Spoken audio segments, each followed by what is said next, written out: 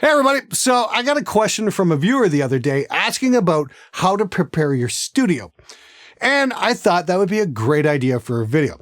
I love getting episode suggestions from you guys, so please keep those comments coming. And if you haven't already, please subscribe. So for all of you out there who are thinking of opening up a project studio and you want to start recording professionally, here is my top 10 tips to get your studio ready for the band.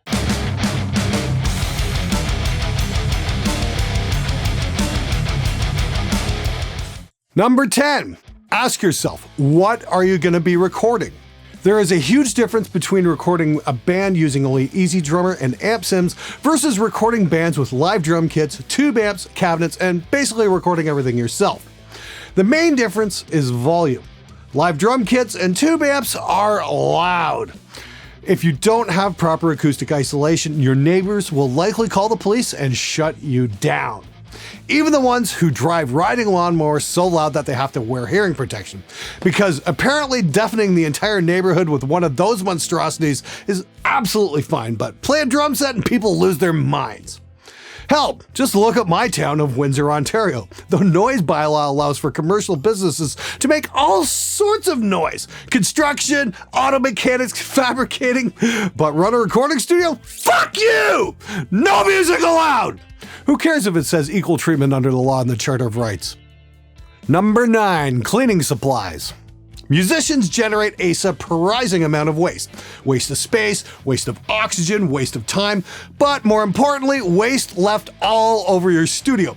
Make sure you have plenty of paper towels, Windex, and most importantly, Lysol to sanitize those places that the bass player left sticky. Number 8, recording interface. You can do an awful lot for not much money these days. If you're primarily going to be working with canned drums and amp sims, a simple 2 or 4 channel interface will get the job done. If you're working with live drums, you're going to need more inputs. An 8 channel interface will be the bare minimum. Fortunately, it's easy to add on even more channels via ADAT light pipe with units like the Audient 880 series. It's what I use and it is absolutely fantastic. Check out my review. Number 7, stress test your computer. There's nothing worse than having to make excuses as to why your computer keeps crashing. Before you bring in paying clients, do some test sessions with friends to iron out any bugs or issues that might crop up, like crashing or your computer not being fast enough to play back a full mix with effects or virtual instruments running. Make sure it works before you charge people because you're only one bad session away from being out of a job. Number 6, test your mics. Another thing you want to get out of the way before clients show up is to make sure all of your mics are routed correctly and are going to the right channels and that they all work.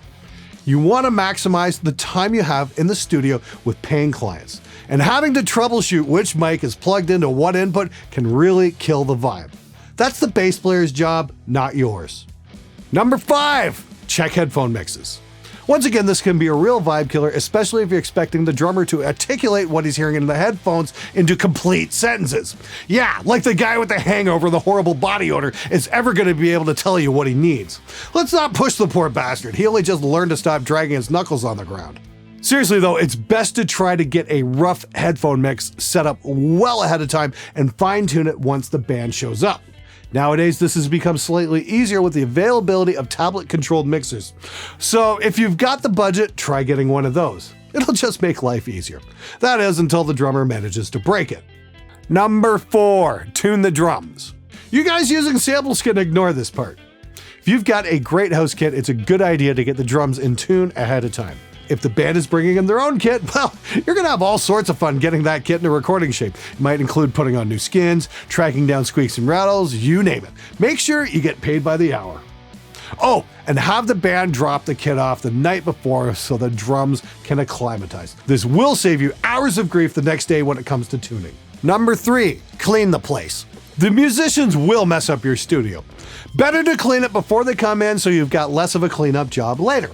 You'll still have endless fun picking up half-empty beer bottles and used snot rags, but the burden will be slightly less. Number 2, tempo maps.